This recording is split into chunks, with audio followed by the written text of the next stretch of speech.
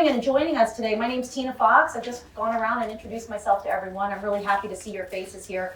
We've assembled a panel of experts for you this evening who's going to talk from the podium, but also intermingle with you afterwards and speak a little bit about their areas of expertise.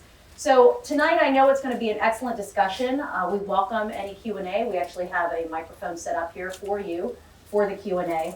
This is actually the brainchild of Chambers Theory, and if the Chambers Theories folks would just raise your hand real quick. Okay, so Chambers Theory decided that it would be a great opportunity to get folks together in the DC metro area to better understand this whole concept of property management, real estate, buying, selling, rentals, particularly as it pertains to foreign service officers. So thank you, Chambers Theory, for bringing this together. And you know, when I think about what's happening in the world and all the different moves that are going on, I think about how I'm connected to this whole concept of real estate. And it started for me at a very young age. So my background is that I am the product of a Chinese mother and a military father. And so we moved everywhere. We moved here in the United States, we moved overseas, US Army, kept us busy and moving. And that was 17 moves in my lifetime. I've lived on base, I've lived in homes, and I've actually lived in a hotel for a year because our orders got messed up and we were in Hawaii and they decided to keep us posted at the Halikoa Hotel. So yeah, that was a good mess up for us. Lots of surfing in those days. So I had done all of those moves, and then I also, when it comes to rental, I also watched my parents as a child deal with their rental property. And there are some pros and cons that I saw them deal with. The con would be that they did it themselves and they ended up with renters that weren't of the best quality. I remember one day walking into the townhouse that they owned, and there was a lot of cockroaches underfoot. And so we had to leave and we had to have the exterminator come in, and upon extermination we came back to the house. And my dad immediately closed the door and he says, we got to go back and get boots. So we go back and get boots, and what we saw was a sea of cockroaches. It was absolutely atrocious. So that was a con of rental. Now, the pro of that same rental home is that my younger sister had her entire college education paid for because of the proceeds that came out of that rental property. So they bought well, they just didn't necessarily rent well with certain people. So that was my experience in the rental market. And then you move forward to my adult life, and in my adult life, like many of you, quite possibly, I've moved a number of times. I've bought 2 lot purchases, I've bought 2 custom homes, or built 2 custom homes. I've lived in 3 homes where I've moved in with the builder but did customizations, and then I also bought 2 already lived in homes. So I know a lot about the real estate market as far as up and down the East Coast. That's primarily where I've lived.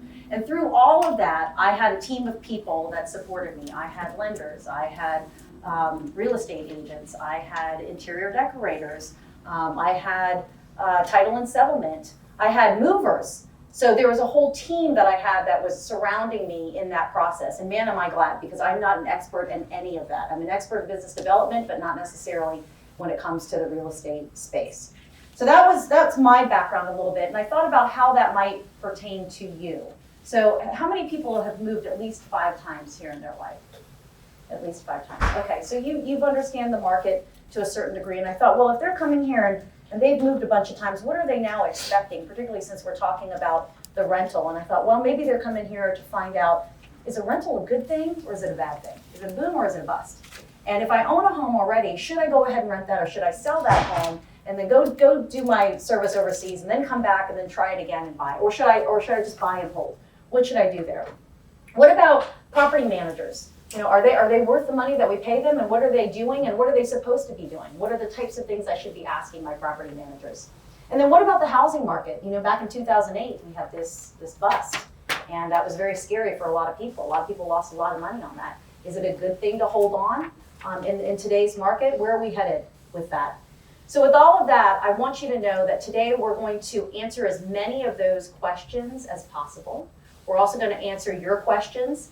If you have an individual question that's specific to you, then we ask that maybe you hold those questions for the individual rounds at the very end. But if you got some general questions after each one of our panelists speak, then by all means, please come up to the mic and ask your question.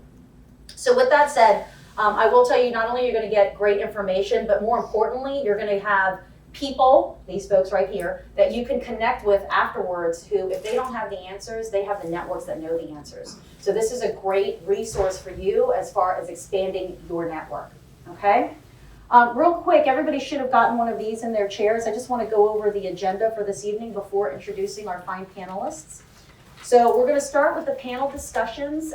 Each one of the panelists, and I don't have a shepherd's crook, but I will be pulling them off after about 12 minutes. So just giving everybody fair warning on that. You know, you can expound on your topic, just don't expound too much.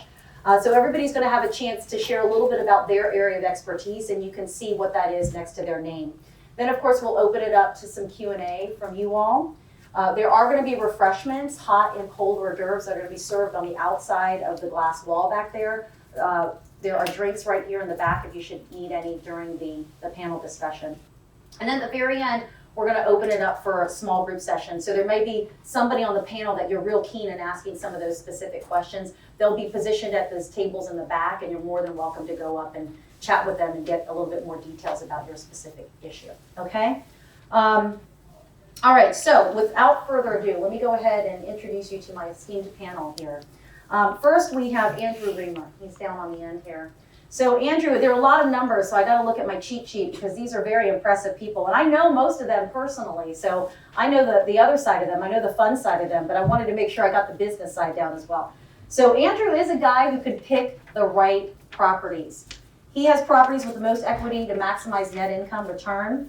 He has a single home family portfolio that has beat the stock market year over year 3.5%, so he knows how to pick them. He has sold more single family homes than any other real estate broker in the tri-state area. And he's driven by a global mission, and I know this because, again, I mentioned I know Andrew personally. And here is an individual, once you get to know him at some of the tables, he's not only super smart in real estate, the guy's just super smart in life, and he really embraces life. So he's very good with the microphone because he also sings for a band, and he's around in this local area if you ever want to go see him. What's the name of the group again? The Silent Critics. The Silent Critics, yes. How could I forget?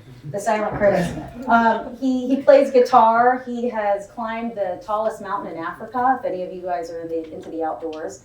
And he's actually faced mortality, which I think people that have faced mortality in their life have their priorities straight because they have seen what the other side might look like. So Andrew is a very, very interesting person, and thank you for being here on our panel tonight. Thanks for having me. Okay, I think we're going to start with you, is Yep. that right? And then I'll introduce everybody as we go along. Yep. So welcome. Thank you, Tina. Is this on? Ooh. Can you hear me, Jen? Yep. All right. Do Do I I need this microphone? probably just in case? Yeah, maybe. How's everybody doing this evening? Quiet? Before I'm going to tell you as much as I can squeeze into real estate investing in the next 10 to 12 minutes, can I see just a poll of hands on how many people have owned an investment property right now, at least one? More than 3? Okay, good. How many people are interested in learning about possibly about buying their first home? Anybody? Okay, good. 1. Chambers theory in the crowd. Feel free to raise your hand too. I just want to know my audience so that I can speak to you guys and we can get the most out of this.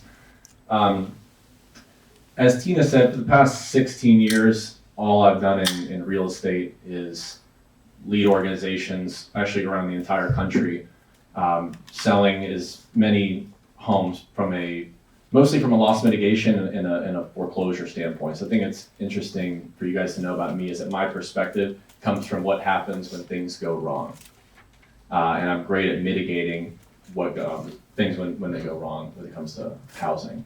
So I want to, when it comes to investing in real estate, it's managing your risk and reward, and everybody's risk in here is a little bit different, or their risk tolerance is different. So real quick, who is very risky in the room? Who likes hang gliding and climbing mountains and betting on random stocks every morning and selling them that afternoon? Who is risk averse and kind of wants something nice, steady, and slow, but still feels good and gives me some good returns? All right, that's good to know. I'll try to keep it more on that angle. So I'll enter with this. I'm not a formal presenter on this. I'll probably just reference this screen. But my biggest piece of advice I can give you is before you leverage your financial capital, make sure that you're leveraging your human capital.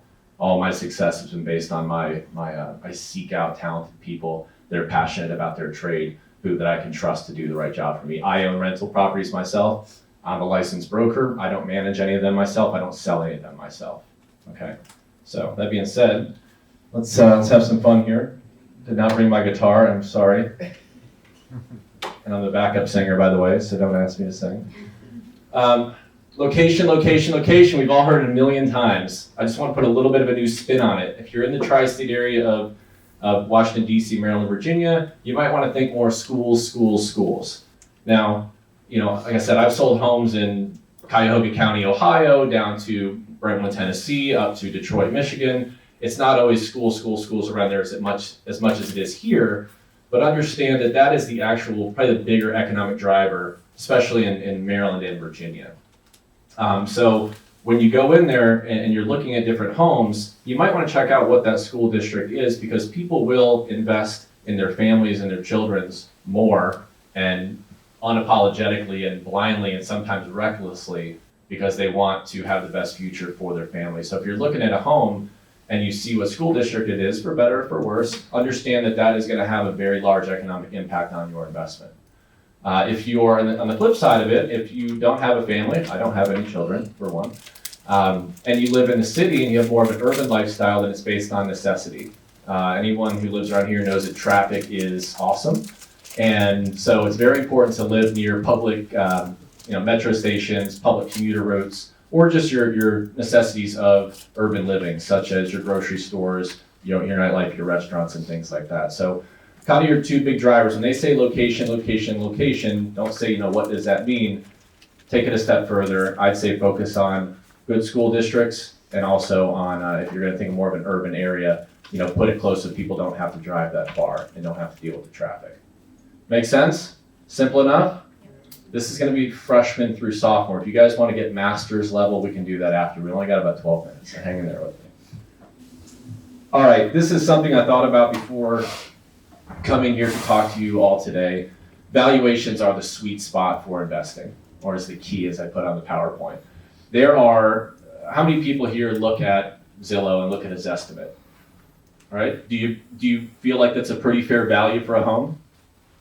Does anyone have any concerns? Just raise your hand. All right, thank you. So anyone up here will tell you that you should have concerns. They take the predictive modeling based on data analytics to come up with a price, but there's always a variance with that price, and here's the variance you need to understand.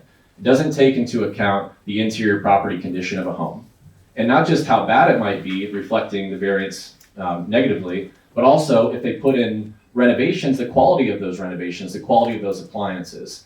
So make sure you do a little bit digger deeping when you look at your estimates or those estimates online.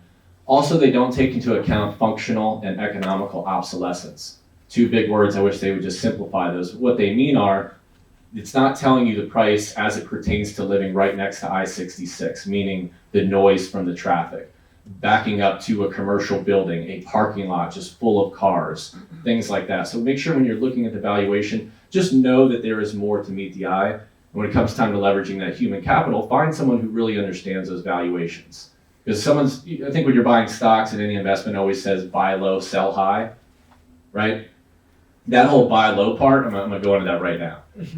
So another thing is low does not mean under asking price. This one kind of drives me crazy, and I want to make sure I pass this information on to you. When you see a home that's $750,000 and that's what they're asking for it, and you make an offer at $740,000, did you just make $10,000? Yes or no? No, you didn't. You guys want to engage right now, or might just want to hear me talk? If I do another octave, maybe get everyone happy. No, it doesn't. But it's important for you to recognize value, and it goes back to the valuations, because all these asking prices are based on opinions of value, and the opinions might be as good as mine, as Don's, as Rob's, as Tommy's, or as Jeff's, or as yours. They're just an asking price. They're probably based on the sales comparison approach down here, which is one of the methods for evaluating real estate. And I went through two other ones here that are very important that I won't be able to cover today.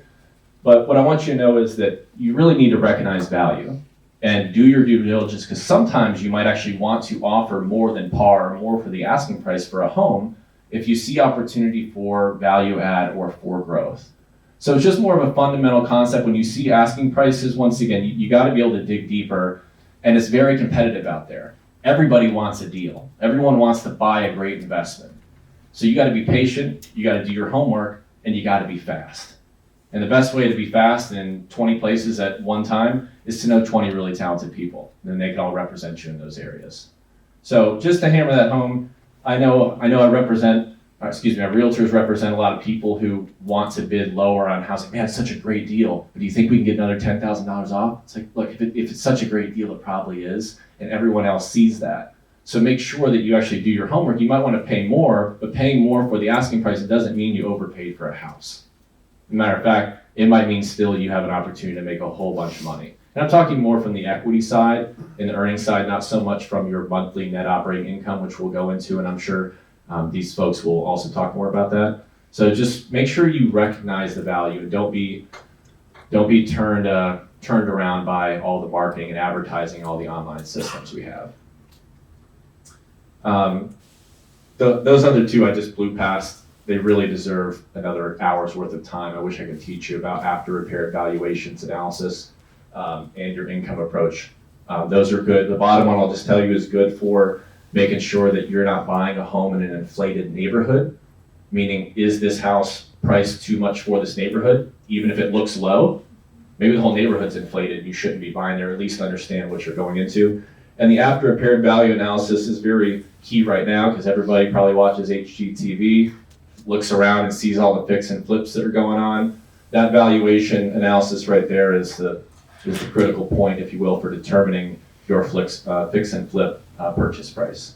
And I'd be happy, once again, offline, if you want to connect with anybody up here, I'm sure I'll be happy to walk you through those at another session. So don't feel left out about it. I just want to know that that tool is there and you need to be sharp on that, okay? All right, quick little tips here too that you might already know. Maximize your audience when you're thinking about buying a home. All right, if you can find homes that are at least 3 bedrooms and 2 full bathrooms, you're going to be set up for the most amount of success. So if you have a home that's a 2-bedroom, 1-bath duplex or row home, but you have the ability to rough in a second bath or add another bedroom, that would be key. So it's not saying that buying a 2-bedroom, 1-bath is a bad idea.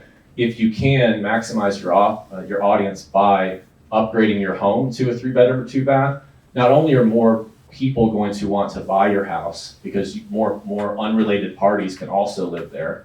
And when you have unrelated parties, you have probably more risk, but you also have more revenue.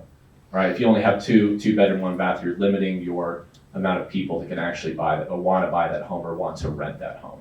That makes sense? Pretty simple, not rocket science. Okay, monthly NOIs.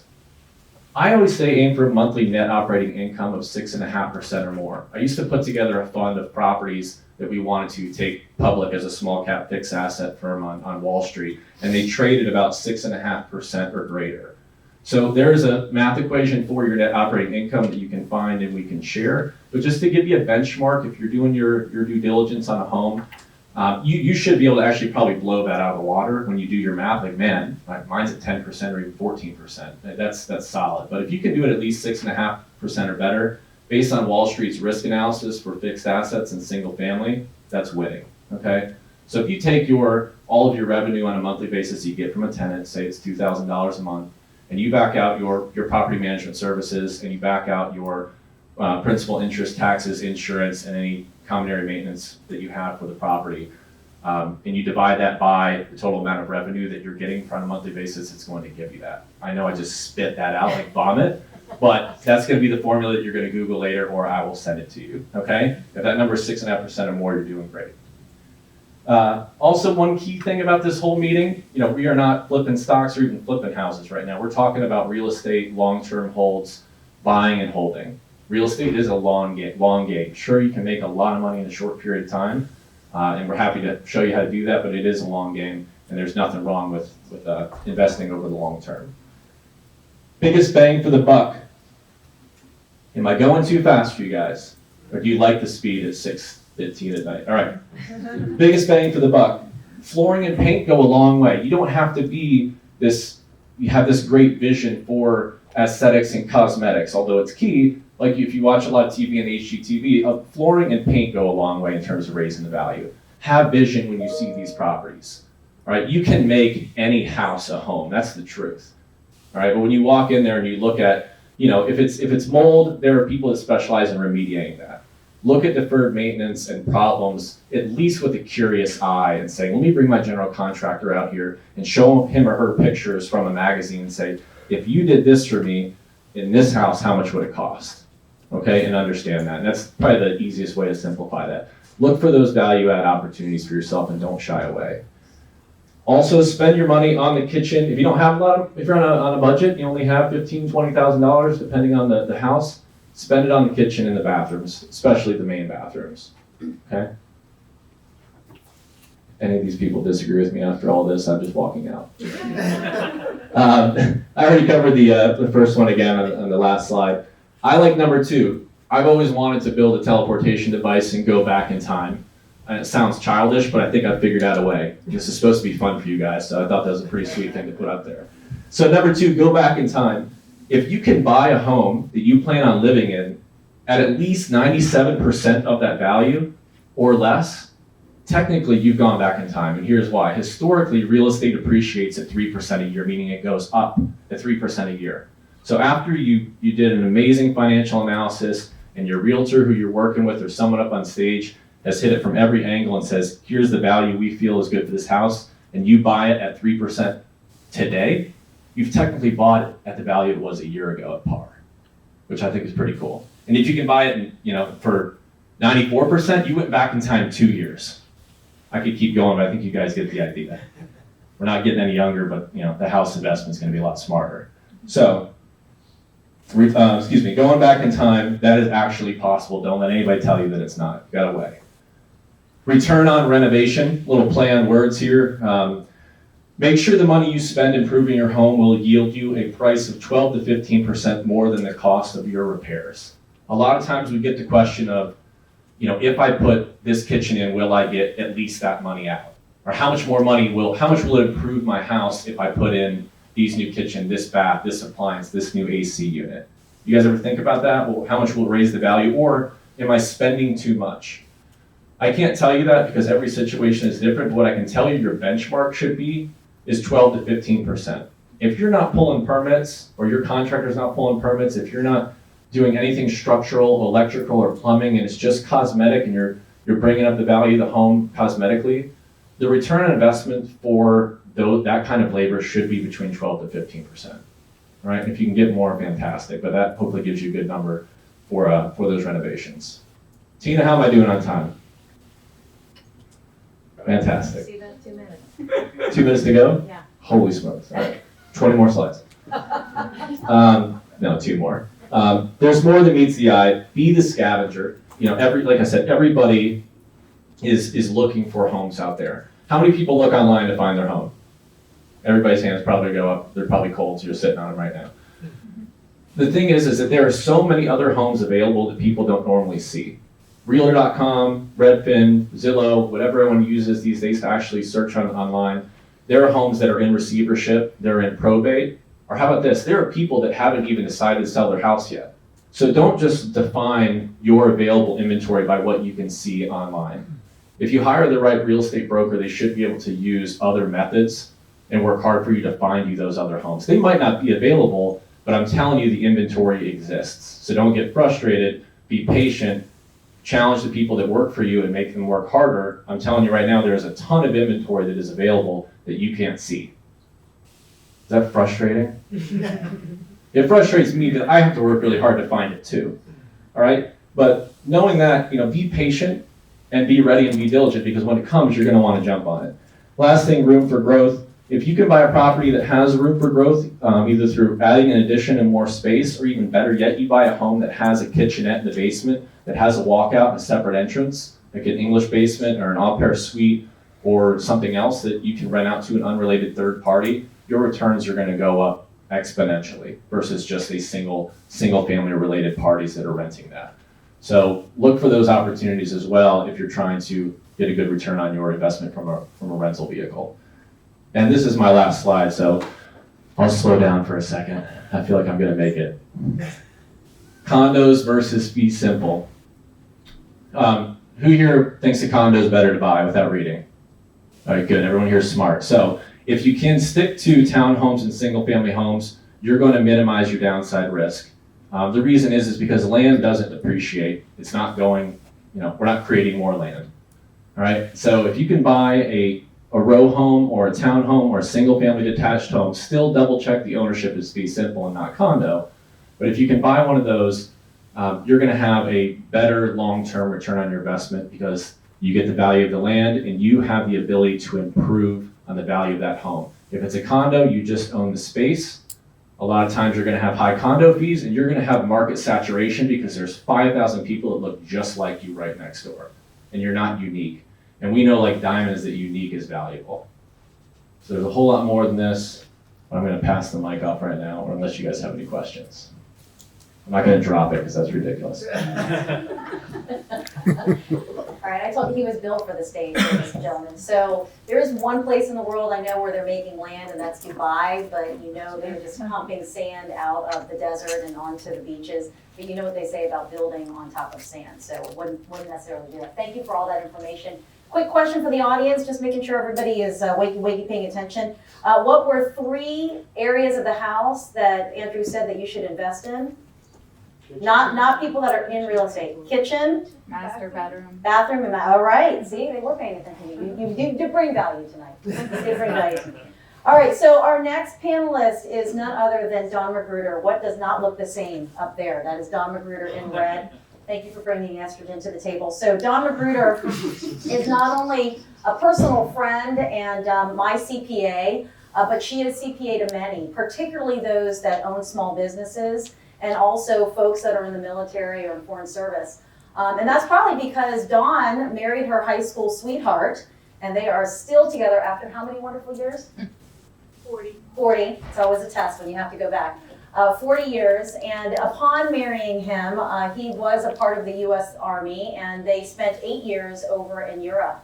And I love this story about Dawn because she started her accounting business by helping out service family members that were over there in a little trailer off base. She wanted to help them do their taxes, and she thought that'd be a great way to pass time. And so that's how she started her accounting life, and then she brought it back here to the United States, got her CPA, and kept going. The other thing I love about Dawn is that she's not afraid. So last year, as many of you know, it was the first time in 36 years that we had a complete overhaul of the American tax code. And that was a lot of fun for us who like to try to do our taxes by ourselves. And so many people with CPA backgrounds decided to leave the industry altogether because it was too much to manage. Dawn did not. Dawn threw herself and her team back into studying everything about the new tax codes. And she's bringing that to you today in her understanding as it pertains to this topic. Last but not least, I'd like to say about Dawn is that she is not like any other CPA that I've met. That's why I choose her as my CPA, and that is because she is a natural networker. And she is a CPA who enjoys connecting with people and actually picking up the phone and talking to you.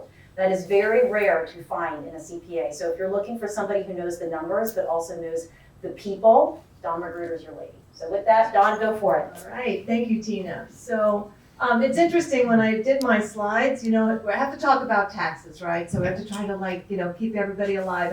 And I did it in green, and it came out brown. It's just like, you cannot get over this. But when I talk to my clients about real estate investing, I realize there's kind of 2 ways that we kind of get into it. We either do it intentionally or accidentally. And I've done it both ways. So meaning one time when we came back from an overseas assignment, my husband also works for a State Department at OBO. And we came back from an assignment and we bought a townhouse and we had our 2-year-old and we were gonna be here. And 8 months later, somehow he was gone. He went back to Europe, and so we went back. And so we have this cute little townhouse, $83,000 townhouse that I just thought was the best. And now I didn't know what to do with it. Do I sell it or do I rent it out? And so we decided to rent it out. And in the end, after a few years, we sold it from overseas. Before there was emails and all this electronic stuff, we actually had to get my mom to go to the table, and she was really nervous and everything. But we accidentally found ourselves landlords. We had great tenants. We found a property management company to help us. They got some teachers to rent our property, and it all worked out really well. It could have worked out horribly. We did not have any idea what we were doing. But thank goodness we knew enough to ask professionals.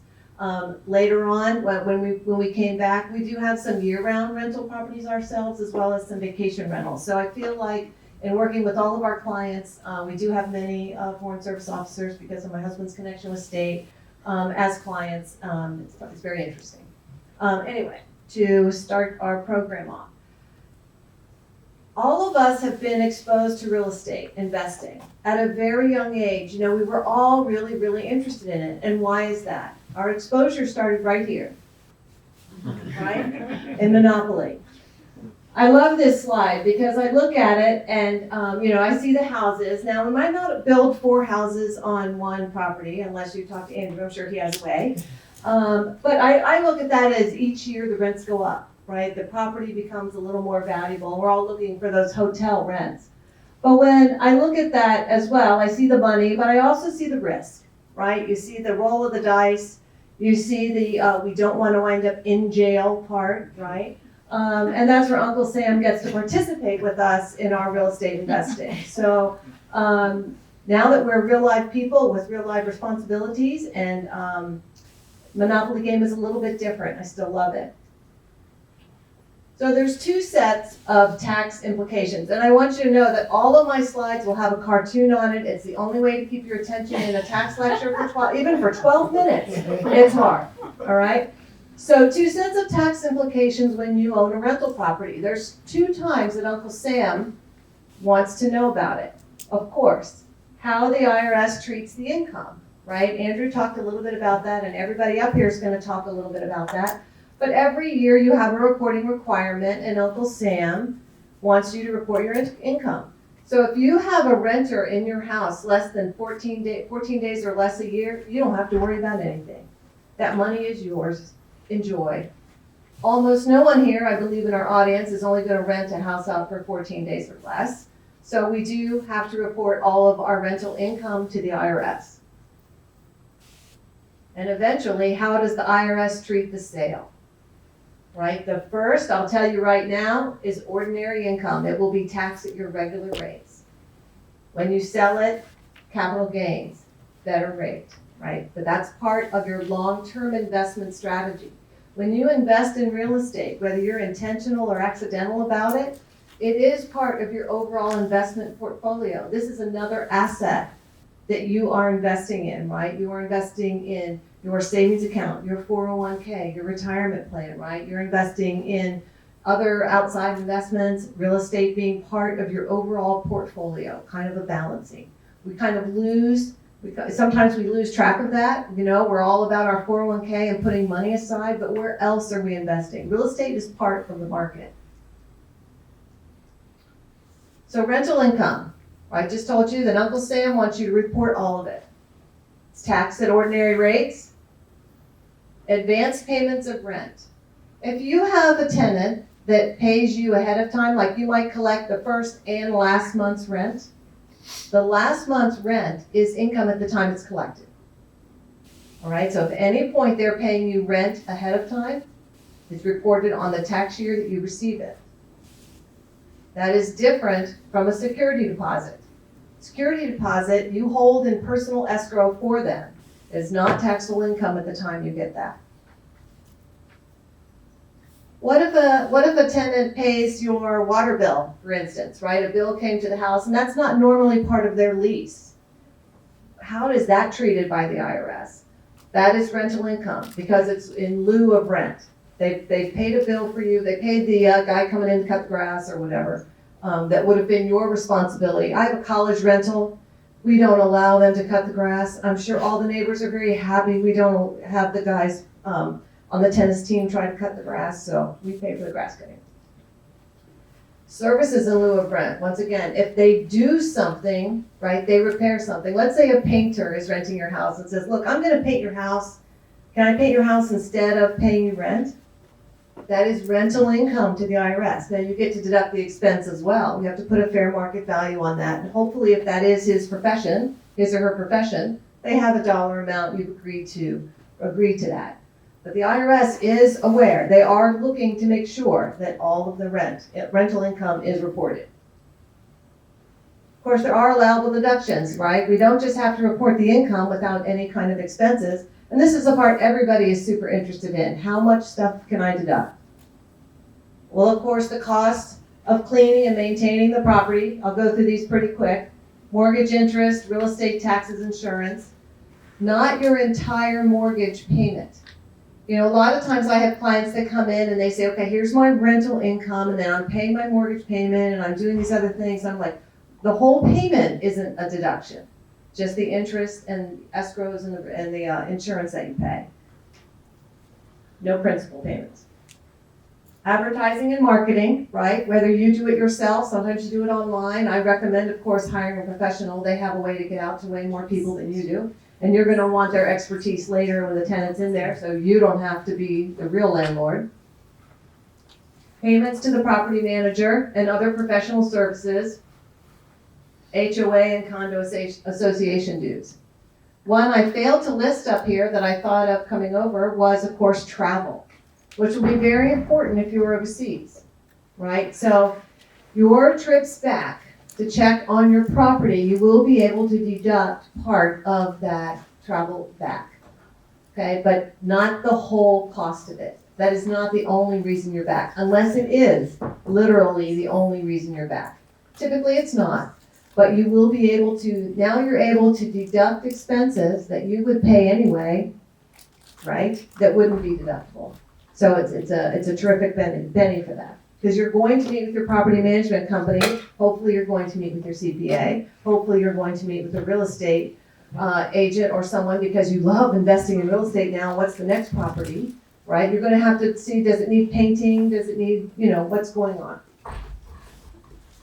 Utilities, pest control, all that stuff is deductible. Our favorite topic, are we ready? Look, it's getting green. Who knew? Okay. For depreciation, our favorite. All right. Somebody talked about this a minute earlier. Buildings and land, right? There is a difference. Your building depreciates. Hopefully, the land under it is appreciating, right? The land does not go down in value. Unfortunately, a man-made structure does, right? So yeah, there's a difference in that. When we set up, let's say you've already owned your property and now you're deciding you're gonna rent it out. You've already lived in it a while. And we have to help you make that determination of what's building and land. So you can do that through an appraisal, you can do that through the property assessment. Your real estate taxes show land and building when you get that bill. And we use those ratios to help you come up with what's depreciable so you can deduct it. Residential rental, which I'm assuming is most of the people in the audience, is 27.5 years. Commercial is longer. Repairs versus improvements. This is the big one, right? Because repairs are fully deductible when you pay them. Improvements are not, right? So what's an improvement and what's a repair and how can I make it a repair? So think of as a roof, right? If you replace the roof, that's an improvement. If you fix the roof, even if it's half the roof, it's a repair, right?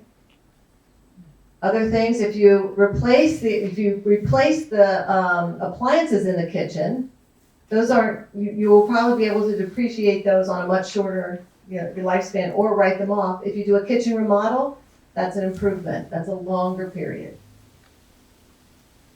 Same with equipment, right? Any kind of equipment. Depreciation is great. I knew a guy who worked in a firm and he was the depreciation expert for 27 years. I thought, oh my God. All right. So, all right, now, I promise you we're going to spend less than 12 seconds on the 20% qualified business income deduction, but I know you've heard of it, QBI. You heard about it? I've been to 25 classes on it, all of them 8 hours long. All of them at the end go, wow, here's another flow chart for you, good luck.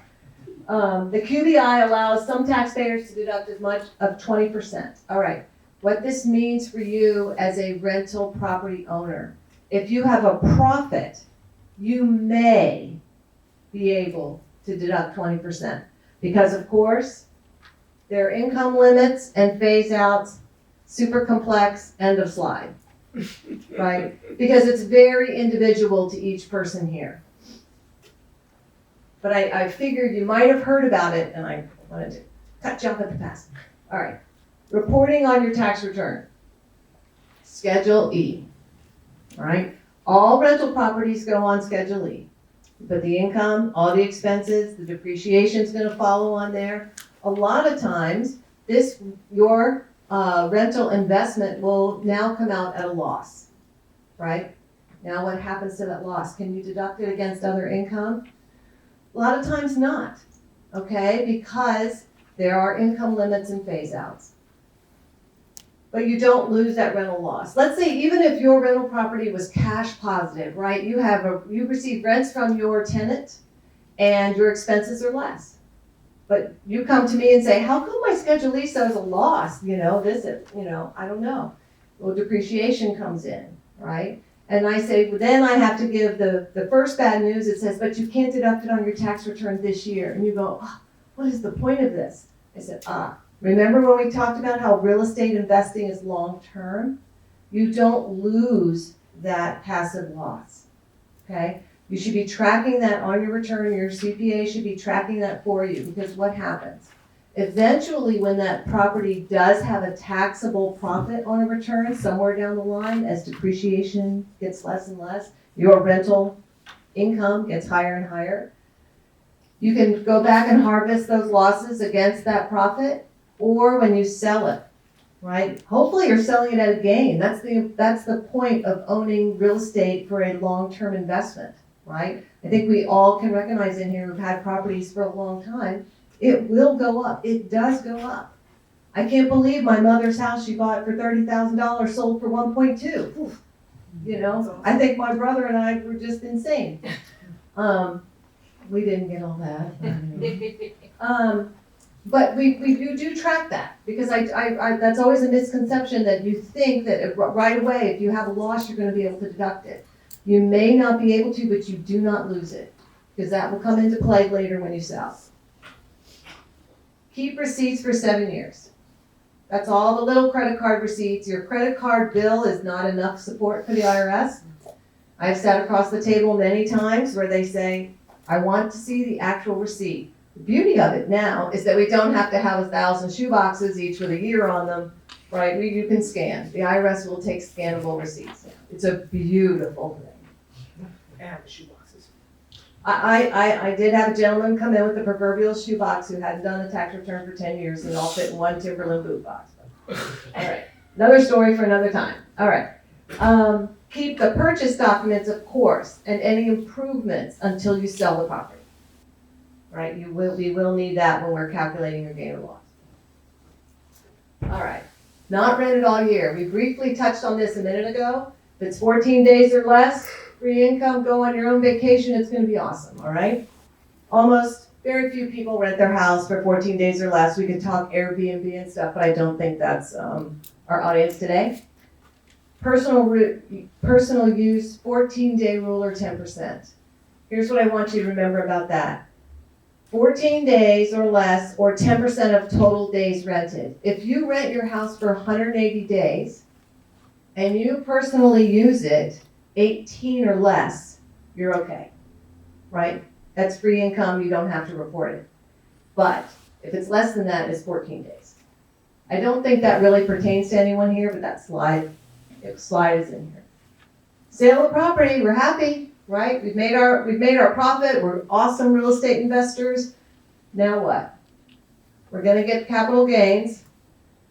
I rarely have a client that comes through where it's a short-term gain. Almost everybody, owns their house for over a year, right? So we're getting the best possible rates on our sale. We do have the ugly dark side called depreciation recapture, where we have to recapture the depreciation back at the time of sale.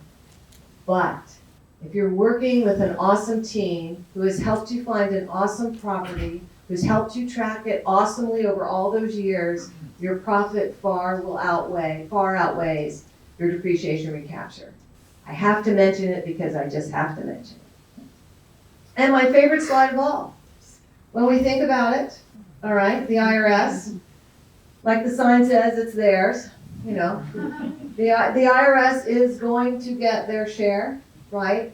our goal is to be your advocate, right, and help you understand every deduction that you can possibly have. I didn't name all of them by any stretch of the imagination. But there's a reason that we loved the idea of investing in real estate as a child, right? We knew then that somehow this was the way to make money. I remember those orange $500 bills, and I wanted as many of them as possible.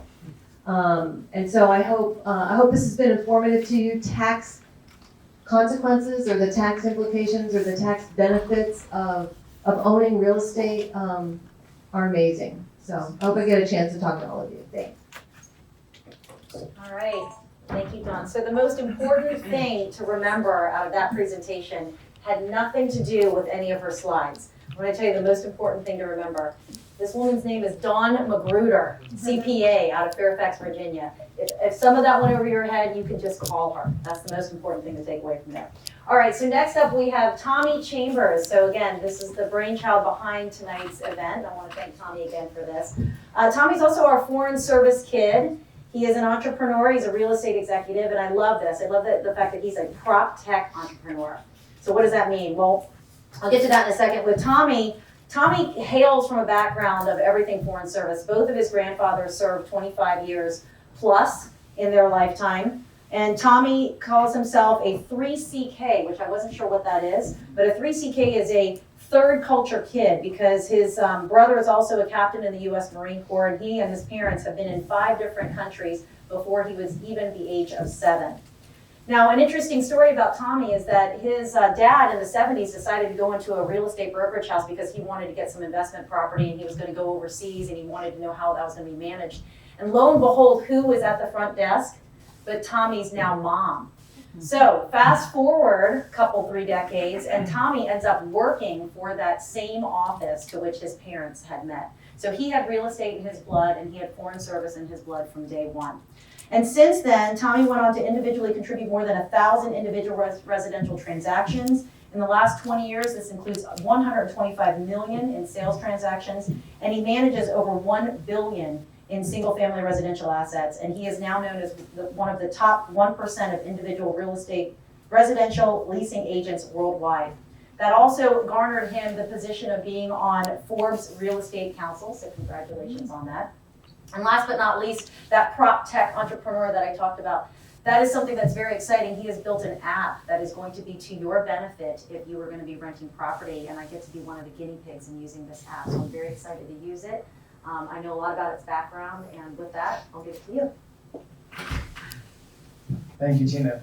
At first, it's really funny. I was like really excited. Like, oh, I need to go after the tax talk.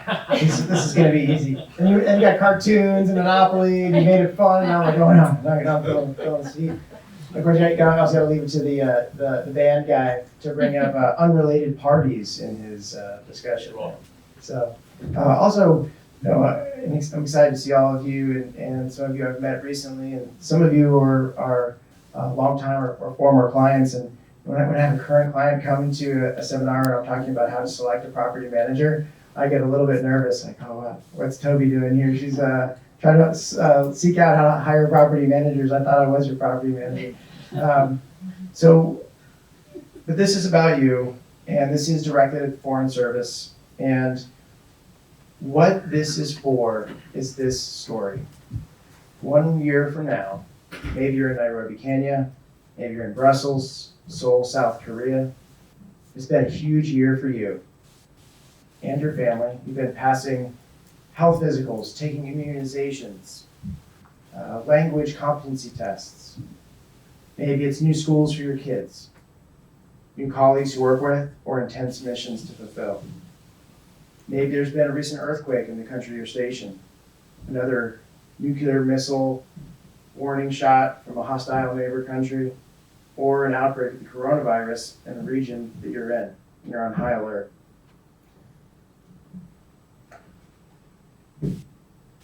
So there you are, a year from now, focused on life and adjusting to overseas and your mission there, and you're handling some of the harshest stress families can go through. And then you get an email message from your property manager, and it says, your tenant is moving out 8 months into their 2-year lease.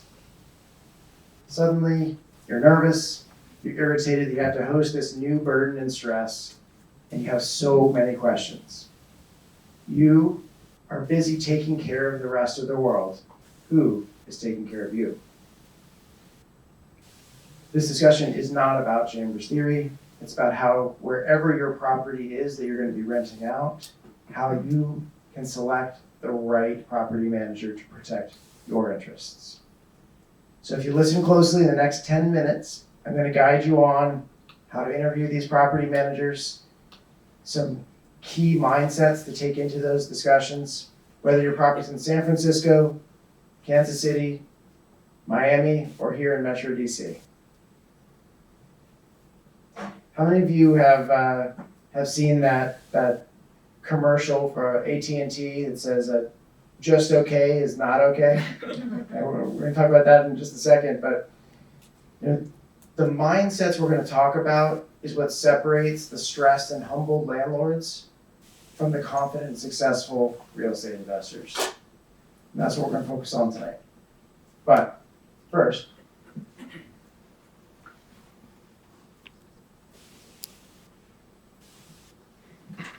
Have you ever worked for Dr. Francis? Oh, yeah. He's okay. Just okay? guess who just got reinstated? Well, not officially. Nervous? Yeah. Yeah, me too.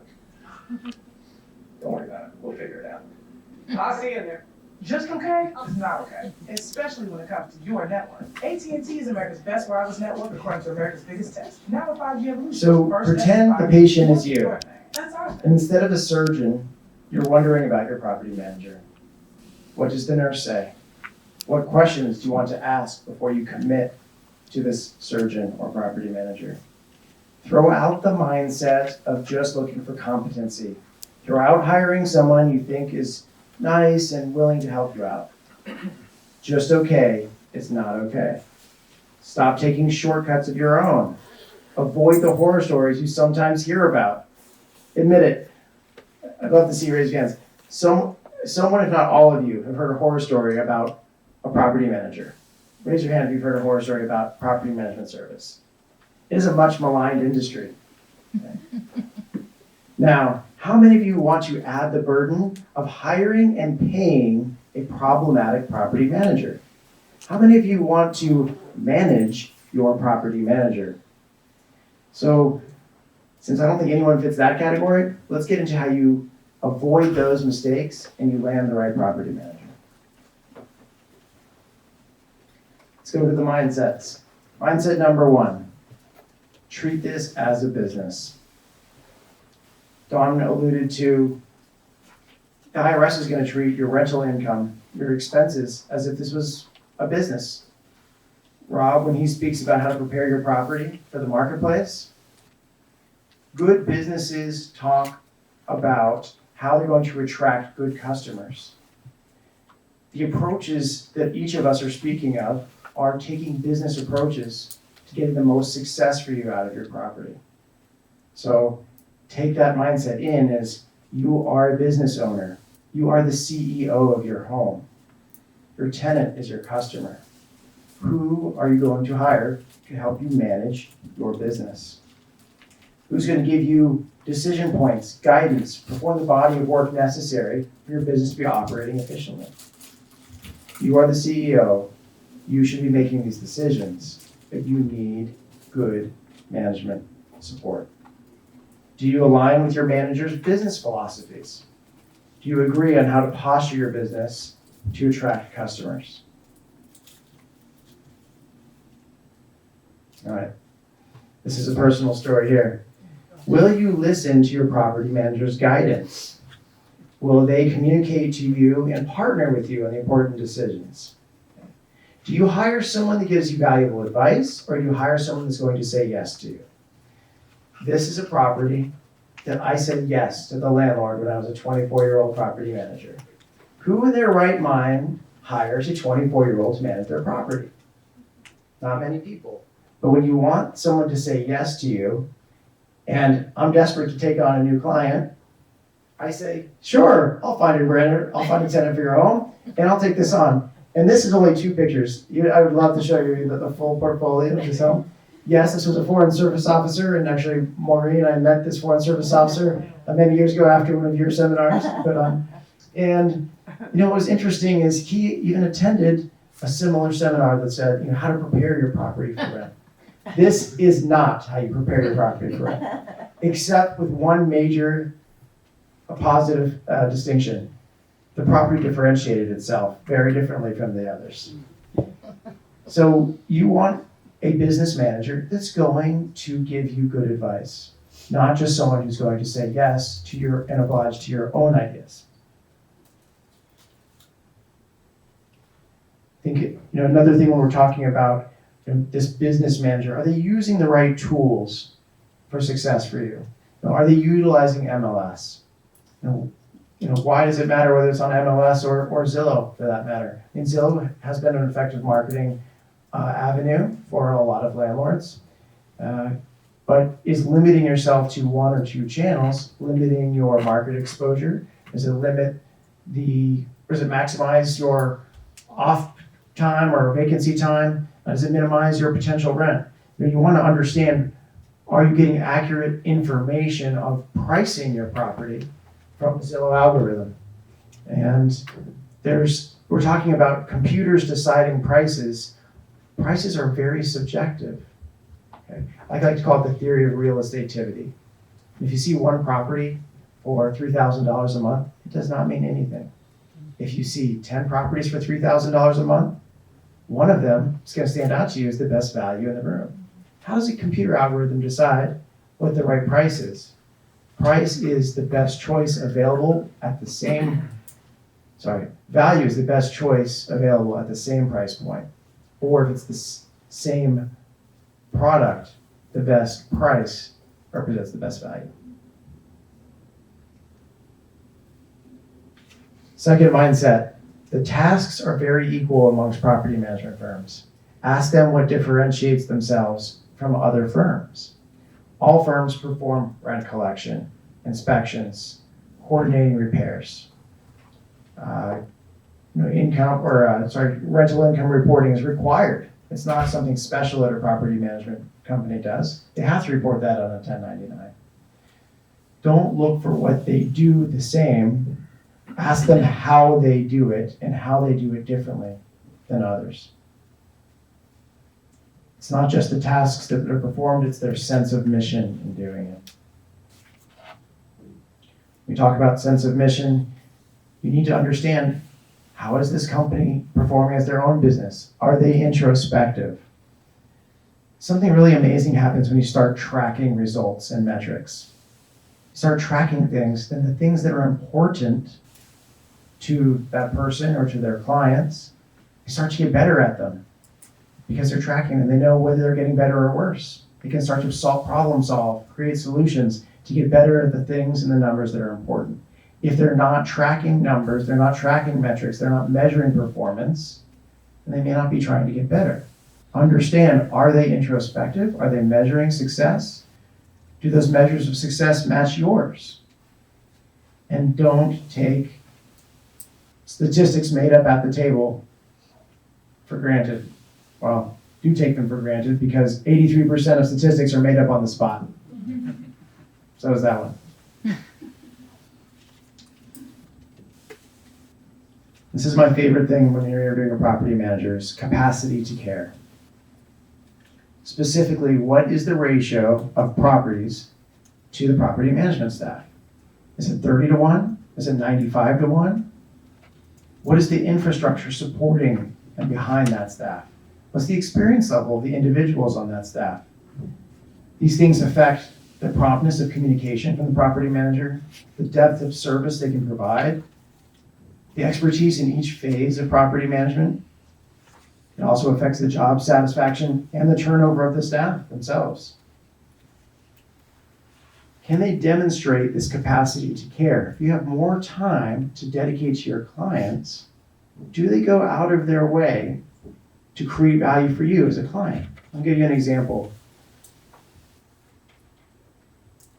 There is a young man on my team who went out of his way to look up a part for a microwave tray.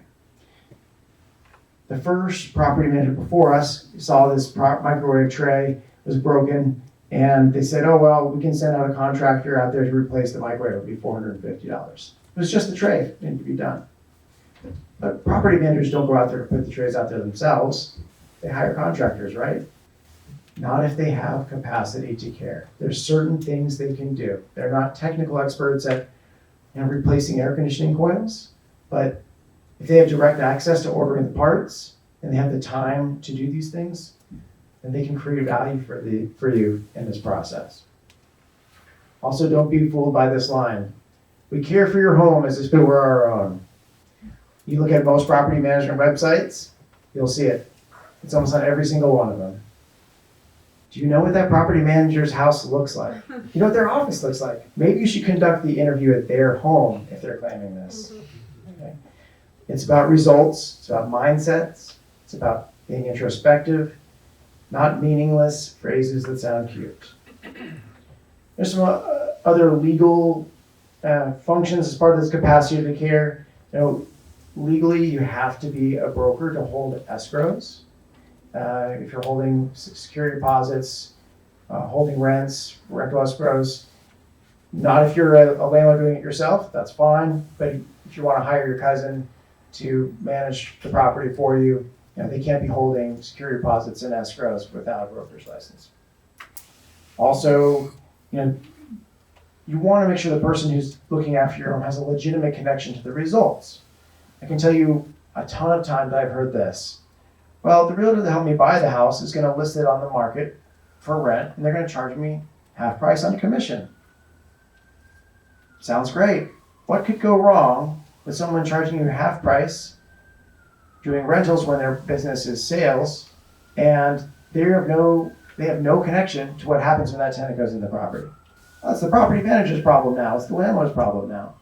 Their job is done. They found the tenant. Third mindset, seek value, not just costs. Okay? Service is not a commodity. We're looking for gas prices. We go to the gas station across the street. When we go to wholesale, there's 3 different gas stations within a block. One, the price is $2.36 a gallon. The other one's $2.50 a gallon. The other one's $2.70 a gallon. Now, the same block, it's the same gasoline. It's a commodity. Get the one that's either more convenient for you or costs less. Service has a lot more to it. Understand what you are getting for those costs. Understand what all the costs are. Too many people say, what are your property management fees? And they stop there. There's a lot more value and a lot more discussion and a lot more costs besides just the property management fees. Understand the costs. And again, if we need to discuss value versus cost, let's go back to that doctor. What are you getting with that doctor on the just okay is not okay versus a true surgeon?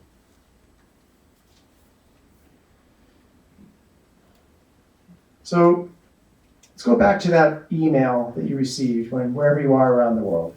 You get this email, you're stressed out, you found out that your tenant's moving out.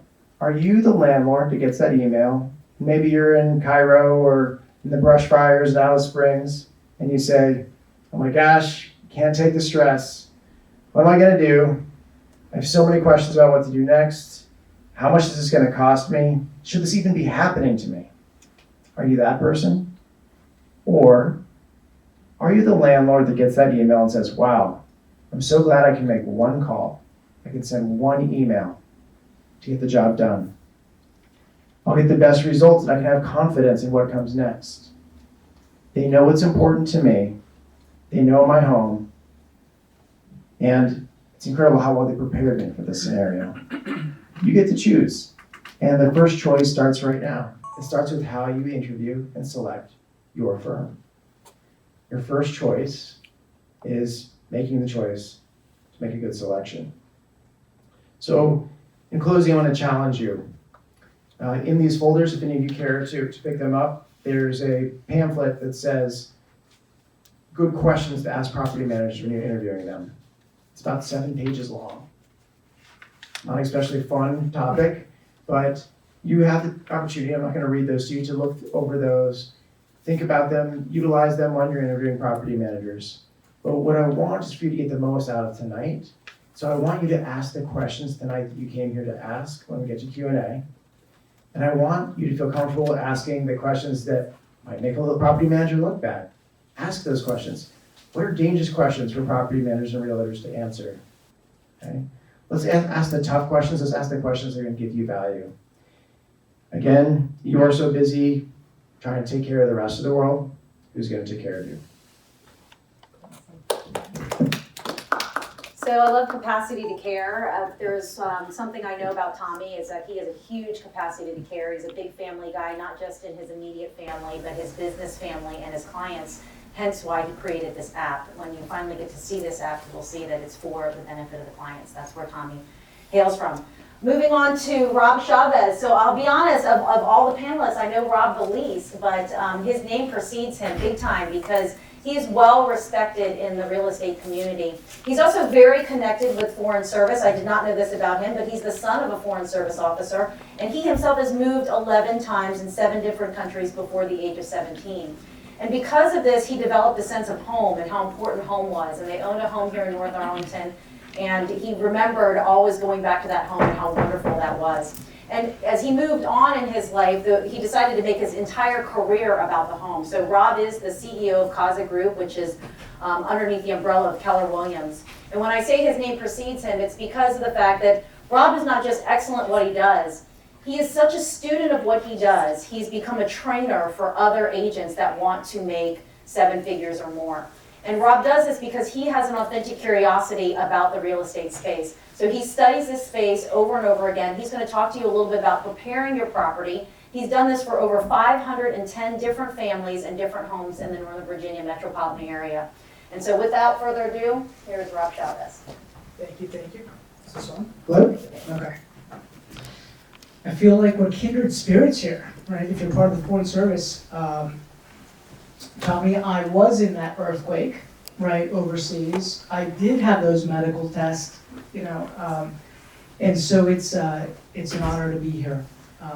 We've helped 500 families in the last 2 years, right? Over thousands of families over the last decade. And I'm obsessed with real estate. I've been buying real estate for the last 20 years. And my wife and I own a portfolio of properties, and we started off by, buying a townhouse, renting it out, and then buying another townhouse, then renting that out, and then buying another townhouse. And I moved her 5 times in 4 years, and we had a little girl, and she was like, enough, like no more moving.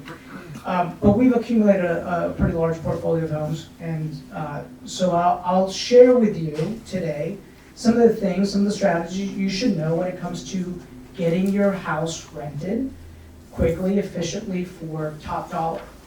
And I like to tell stories. I don't, look, Tommy, this is why you want Tommy as a property manager, like organized in notes. He's got a PowerPoint presentation. I have no PowerPoint presentation, and these are my notes right here. So it's actually just text. I'll give you some information on texting. But here's, who's ever walked into a home? I like sharing stories, right? That's how we learn. We learn through stories. Who's ever walked into a home when you were overseas and you were turned off by the smell, right? Okay, am I the only one? You walk into a house and you're like, what's that? I don't know what that is. Like, we're not hanging out here anymore, right? Or where you pull up to the front of the house and you take one look and you're like, honey, we're not going in. We're not going to go inside the house. I'm not going in there, right? Or you walked into a house, maybe you walked into another house and it was light and it was bright. And it was clean, right? And you're like, hey, this is nice. This might be the one, right? And so what I'm gonna talk about tonight is fairly obvious, but you'd be surprised at how many homes get rented or they try to rent, and they are that smelly house. They are that house that doesn't have the curb appeal. They are that house that have the crazy colors that Tommy pointed out. I walk into homes all the time. I'm like, what are they thinking? Like, how are they going to, how are they ever going to rent this house? And so, logically, you have to just ask yourself, as you guys have gone overseas, Like, what has attracted me to the particular homes that I've rented, right? And then you just turn around and say, okay, what are some of those things? So let's go through them real fast. Curb appeal is huge, right? You walk up to a house and you look at the front door. Is it painted? Not painted? Some of these things are so subliminal, right? Is the mailbox, right, banged up in the front, hanging over sideways, right? Is the grass a little overgrown? Is it edged or not edged? Are the gutters, are they full of leaves or are they clean, right? These are things, just, you're walking up to the house and your brain starts processing this. You open that door, right? What does it feel like when you open the door? What's that smell like? Is it dark, right? Light bulbs go a long way, by the way, guys. Just like, are there light bulbs in the house? Are the lights, like when you turn on the light, is it bright, right? Is it a warm, inviting feeling? These are little things that your property manager should make sure that they're making you aware of. Like, we make decisions based on how we feel, right? And we want the house to make us feel, the home to make us feel a certain way. You walk into another room, and you all of a sudden you see and notice a big stain on the carpet. And I'm just thinking, yeah, I really want my little one to crawl on that carpet, right? Or you walk in and you're like, wow, it's just fresh carpet, looks like it's been recently steam cleaned, right? You might walk into the home and it might be clean, but it feels dated, right? They still have the original brass that the builder put in 25 years ago, right? And with just a little bit of upgrading, like changing hardware on the kitchen instead of replacing kitchen cabinets, you could do little things, I call it polishing the penny, to get the most amount of money from either the sale or the rental of that property. So some of those little things could be changing the hardware on kitchen cabinets, painting kitchen cabinets, right? That old paneled wood that was in like a long time ago, it's not in anymore, right? The consumer today is being educated by who and what. I want to make this a little interactive. Where is the consumer today looking at the standard that's being set for what a home should look like? HGTV, right? So if your home isn't reflecting somewhat of an HGTV feel and effect, like you're going to be at a disadvantage because the consumer's been trained today to expect more, right? I remember walking through homes with my parents 30 years ago in other countries, and it was like, cockroaches? No problem, right? We're in Costa Rica. Hey, this is what it's like, right? Jamaica, no problem. But today it's different, right? And here in the States it's different. So you need to make sure that you're catering to that audience, right? So then the other thing that I always, like, you want to pay attention to is fix what's broken, kind of the obvious, right? There's little things throughout the house over time that if it's been a rental for some time, that break along the way, like a little cracked glass in the corner, right, of a window. These things send subliminal messages. You walk in down to the basement and you smell that mildewy smell that we've all smelled when we walked into homes. Gotta get rid of that. Paint is your friend, right, and goes a long way, right?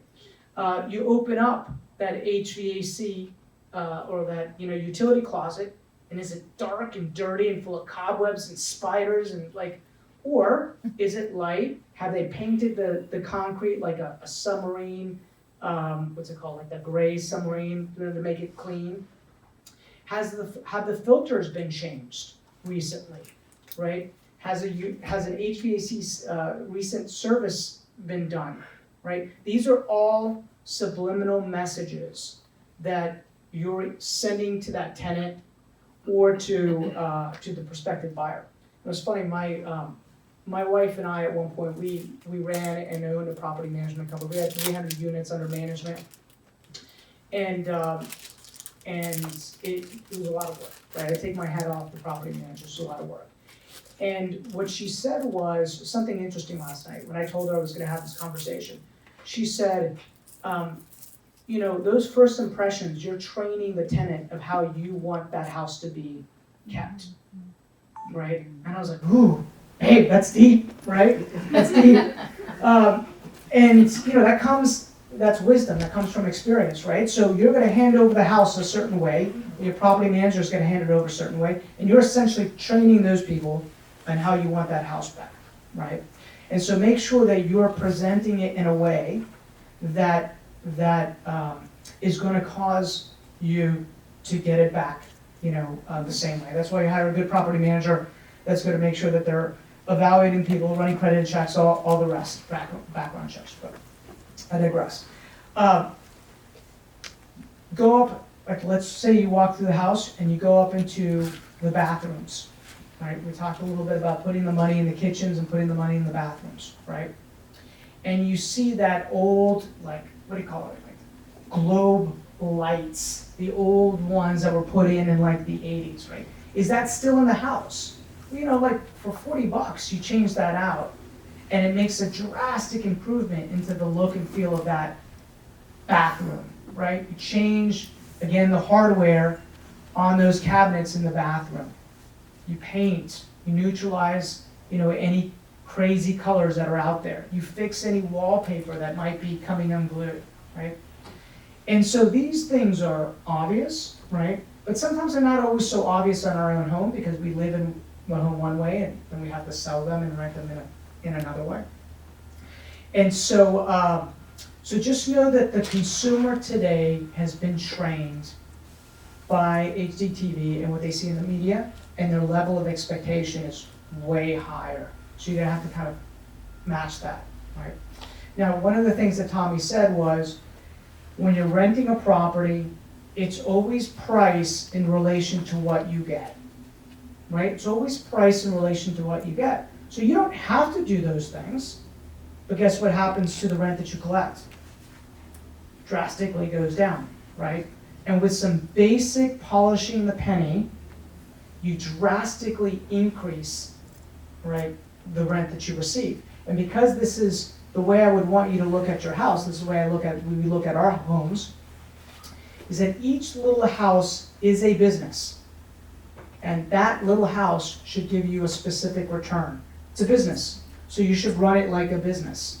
And hopefully what you've done is you have a business manager who's running it like a business, right? And these are the little things that create drastic improvements when it comes to getting that house prepped. So I always like to be like, I know we're gonna have a Q&A afterwards, right? But I like having just kind of like any questions and answers. So if at any point you guys are like, what do you think about the shag carpeting that I have downstairs in the basement? I'm gonna say, you might wanna change that out, right? The consumer today has some very specific expectations, right? So what am I on for time? Got 4 minutes. 4 minutes. Okay, I'm gonna save you guys, right? What I am gonna tell you is, I have a 30-page report of a step-by-step of what you should do as you walk through that house. And if anybody is interested in getting that report, you just text overseas, right, to 555-888. So overseas to 555-888, and then my administrative team is they're gonna send you a 30-page report, and there's literally a step-by-step of what you should do, right, to get that house prepped and ready. Yes, sir. A very hard question, I would imagine, Sure. but I'll try to, a hard question for you. So, let's say, for argument's sake, somebody has a home valued at $800,000 in Northern Virginia, and they're off to Paris for a diplomatic assignment. Approximately, what is a good return on that property for the people who own it? For, let's say, it's a 3-year assignment, and what's a good return? You know, I would look at it and say, there's some challenges to that, right? So what did you buy it for, right? How much is your current mortgage, right? Are you gonna be upside down, or are you actually gonna make a positive cash flow on that house? So I'm gonna say it depends on the loan that you have when you bought it, right? So Let's just talk gross, it makes it easier. Gross rental income on something like nice home in Northern Virginia. sure. I'm gonna give you a very basic answer to this. I wanna cover all my costs, and I wanna have show a little net positive cash flow on that house, because what the tenant is essentially doing is they're buying the house for you at that point, right? So I wanna see somewhere between a 12 to 15% return on anything that I'm purchasing, right? But the question you should ask yourself are you gonna be cash flow positive or negative? Because what's gonna happen is, that tenant is gonna be paying off that asset for you over time, right? And because it's a long-term gain, what I wanna be able to do is own this asset and like wake up, which is what's happening to me right now, is I wake up 20 years later and I'm like, wow, I almost have all these houses paid for free and clear because the tenants have paid for them. And yet, you know, I was just breaking even or slightly cash flow positive on that. Thank you. So that's how I answer that question. Any other questions? Well, we got the Q&A here in a little bit. Yeah, sounds good. Yeah.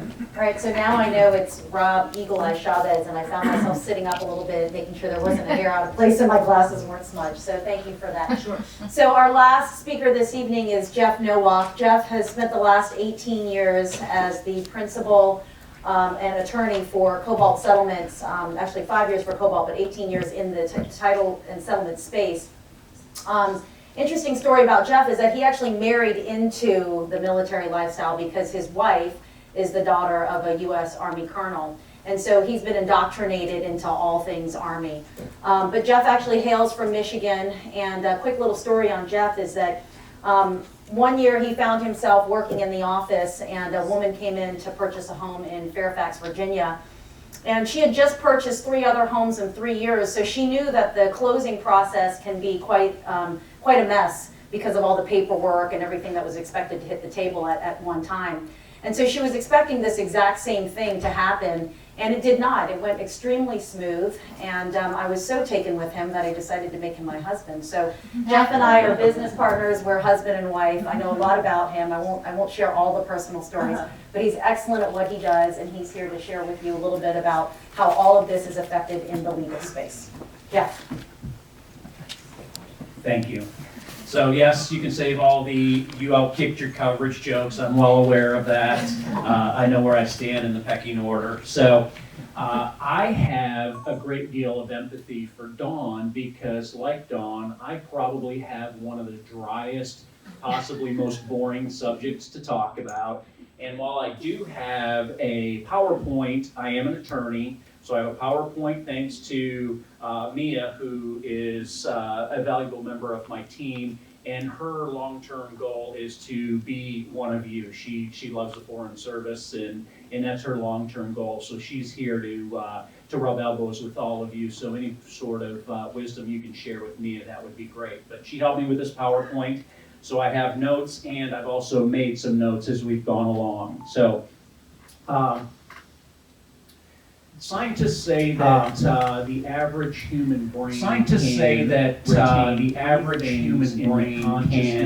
retain 3 things in the consciousness at one time. So when I do a presentation, I typically try to leave you with 3 takeaways. But due to the limitations in time, despite your ability to probably retain a lot more than 3, I want you guys to walk out of here with 2 takeaways. And it's not going to be details of landlord-tenant law. I'm not going to walk you through the settlement process. I'm the last speaker before you guys get some hors d'oeuvres and I have a ride on my hands. But I noticed a couple of things. With all the other speakers, I noticed a couple of things. Tina had mentioned she was able to work her way through all of these transactions because she had a team.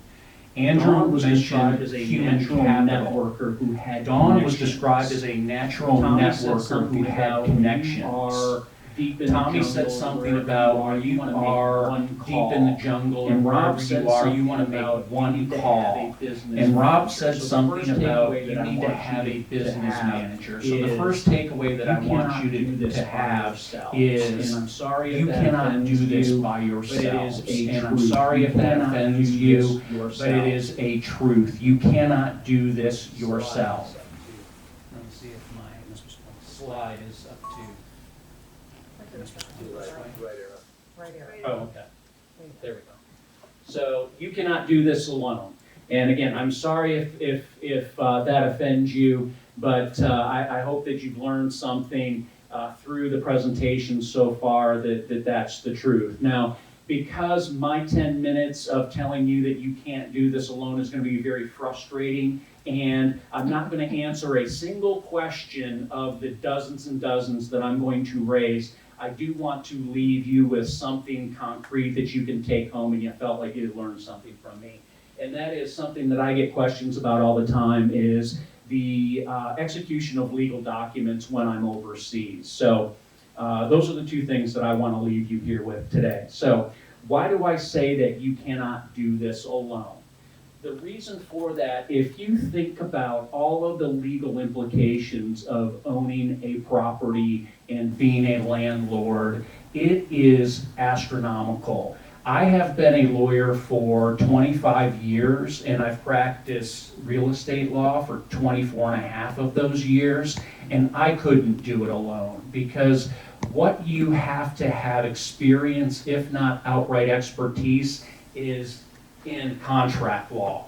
Why do I need to be an expert in contract law? Well, if you think about all of the different contracts that you're going to sign throughout this process, they're going to be more than you could even imagine.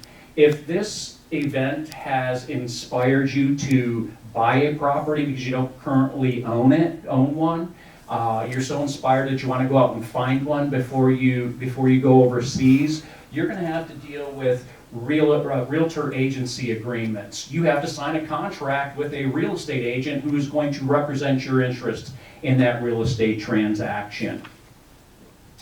Once you find a property that you want to make yours and you want to use as a business, you have to sign a purchase and sale agreement, a contract to buy that house. If you are not fortunate enough to have a bank full of money, you probably have to borrow some money from a bank in order to own this property, and you're going to have a stack of legal documents that tall when you get to the settlement table. Now, if you already own a piece of property that you're going to convert to a business, you have to worry about a lease. And we're going to talk about all the leasing pitfalls here in a few minutes. And once you have a lease in place, that's just the first step. Who's going to take care of your house while you're gone? So you have to worry about a contract with a property management company. So those are just an idea of all the different types of contracts that you are going to be involved with if you're going to turn your home into a business.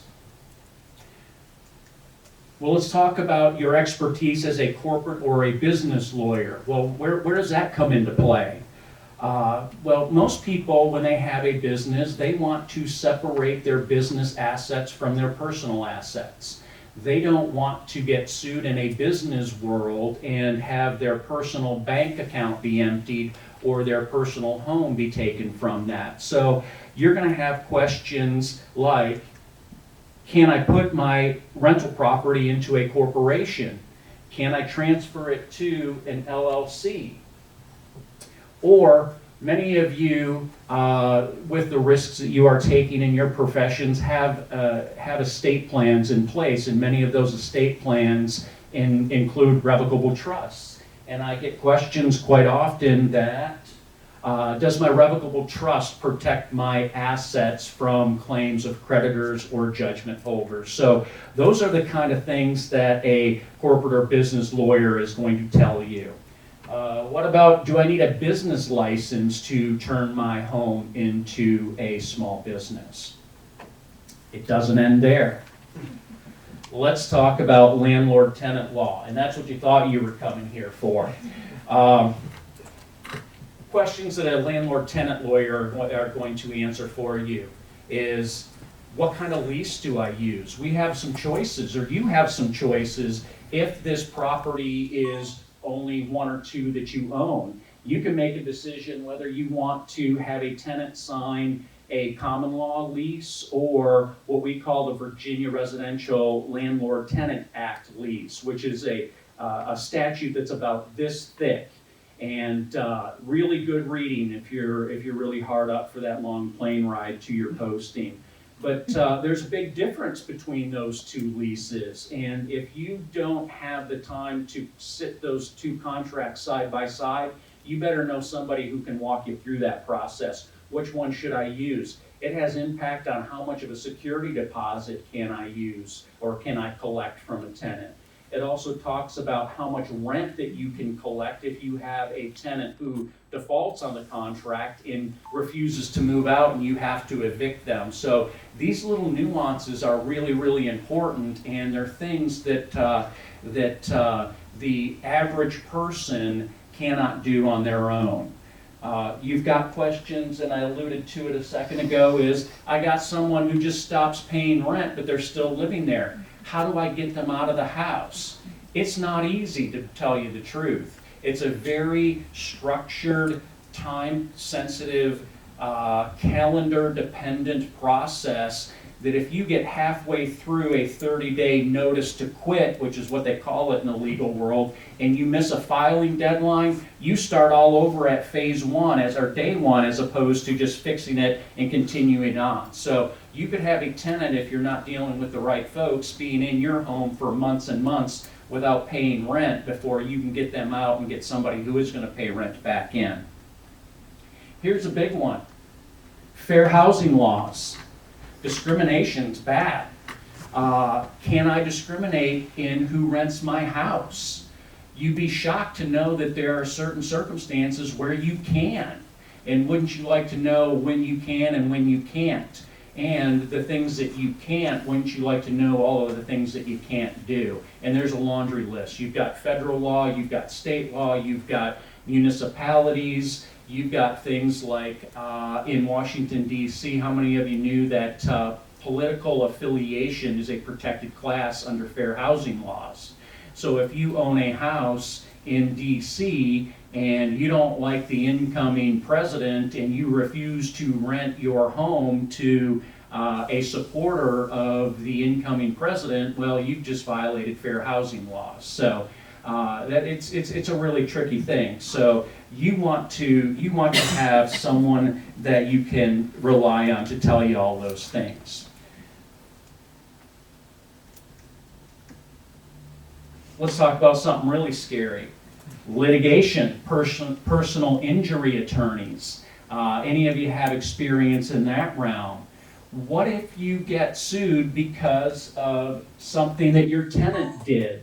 They didn't take care of a parcel of your, they didn't shovel your walkway, and somebody slips and falls and breaks their hip on your walkway. Well, you know who's going to get sued? Everybody gets sued, and then we let the insurance companies fight it out. Even worse, what if someone accidentally dies on the property? You've got a wrongful death lawsuit. So you've got personal injury and litigation. You also want to know about insurance. The attorney is going to give you advice on what kind of insurance you should have and how much limitations you should have on that insurance. So you can see from just all of the things that I mentioned, and I didn't even think very long about all of these topics, that it's a wealth of information that you need to have, and there's not one person that has it all. As I said, I've been doing this for 25 years, and in 25 years it's all been real estate, and I can't do that. So you need to know someone who knows where to send you to get a good resources. Now, how am I doing on time? 3 minutes. 3 minutes. Okay, that's perfect amount of time. So now, I mentioned that's going to be really frustrating, and so I hope you're adequately frustrated and you want to work on... I'm scared. I'm scared. I know all of these people are saying, what are you doing? You're going to scare away our audience. They're never going to want to do this. But the idea is if you put the right team together, you shouldn't be scared of that. So Rob, thank you for reminding me to kind of tie this in. You put the right team together, and this should be a seamless process. It should be a business, and that's what we're here for, is to educate you on how to put that team together. Now, I want to leave you on something concrete so you feel like you got your money's worth out of tonight. And as an attorney who handles transactions, I frequently have parties to a real estate contract that is overseas. And there's always a question as to how are we going to get these people to go to closing. And so I wanted to give you an idea of DocuSign or other electronic signature platforms. So most real estate companies have this, and you've probably seen it. There's hundreds of them, if not more. But it's an electronic signatures, and will those work? Sometimes. Electronic signatures or DocuSign, they'll work for the listing agreement, buyer brokers agreements. DocuSign electronic signatures will work for purchase and sale contracts.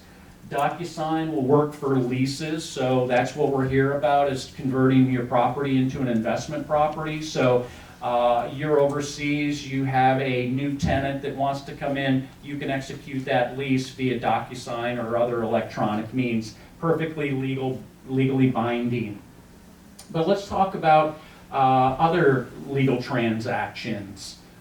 Refinancing your property, or even let's say you have an opportunity to realize the gain and you want to sell that property and you want to conduct a legal transaction and have documents notarized. Can we use DocuSign for that? And that is a... Well, I'm not sure.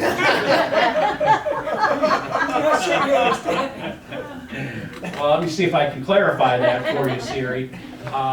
Documents that need to be notarized cannot be signed with DocuSign. They're electronic signatures, but there's not a way to notarize them yet through DocuSign. So deeds, powers of attorney, you want to authorize a friend, a family member back in the United States to handle a refinance transaction for you because interest rates are so good. You can't do that via DocuSign. So what are your options?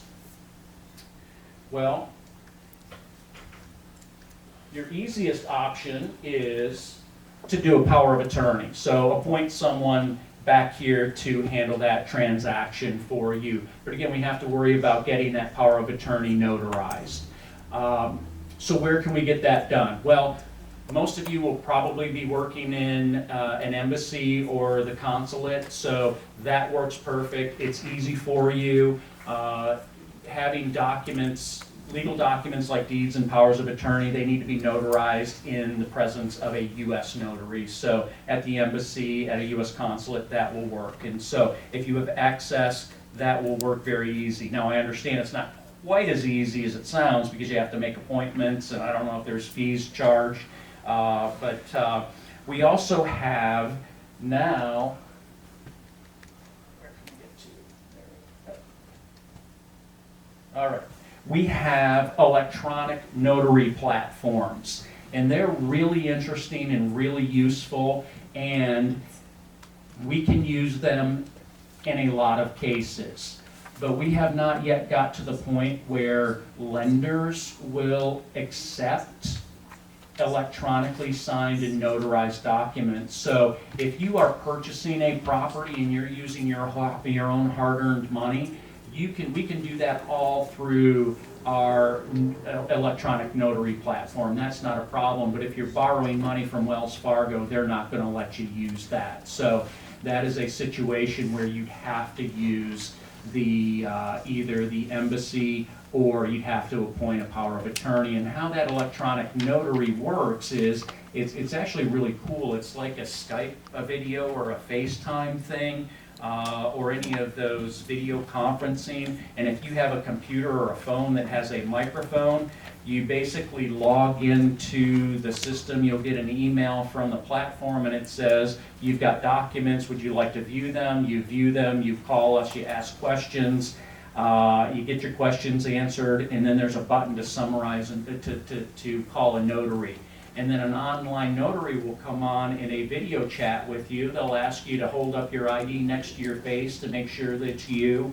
They'll ask you a lot of public information questions, like which one of these addresses did you live in during your lifetime? Which is one of the places that you worked at some point in your life? Really cool, but really creepy stuff they ask you. And it's actually more secure than a real notary because they have that metadata that they can verify. But you pick a signature style, you hit a button, it puts a signature on there, it's notarized, and it's returned electronically for us. So it's a really cool process. So to leave it here with something concrete, facilitating overseas transactions, it's not as onerous as it used to be. And again, putting yourself together with the right team is going to make that process really, really simple for you. So with that, I will turn it back to our lovely facilitator, and I'll let you know that she's my wife. That's not an inappropriate thing. Cute is all I can say. He's actually a lot of fun on a date. I know that that's hard to imagine, but he is. All right, so I'm going to call an audible because we've had a lot of great presentations, and I want to make sure that we get some questions answered, but we also get folks out of here on time. So for the next 10 minutes, why don't we do open Q&A? I just asked that you come up to the mic. I'm going to turn that mic on and use that so that everybody can hear you. Again, we've got Andrew, we've got Dawn, we've got Tommy, we've got Rob, and we've got Jeff. They'll again be available to you for your individual questions after we go through refreshments. So are there any burning questions that you might have over the next few minutes? Please come up to the mic. And then I might also ask, if each of you got one of these in your seat, there's a little sticky notepad in there. If you don't want to come up to the mic, but you want to get your question answered, maybe write your question down on this, and that way it'll also help us prepare for future meetings. Whatever is of interest to you will probably be of interest to other people in the future. So if you could just leave the questions in your seat, I'll come by and pick those up during the refreshment time. But if you have any questions that you'd like to use the mic for, please do ask. They're a wealth of knowledge.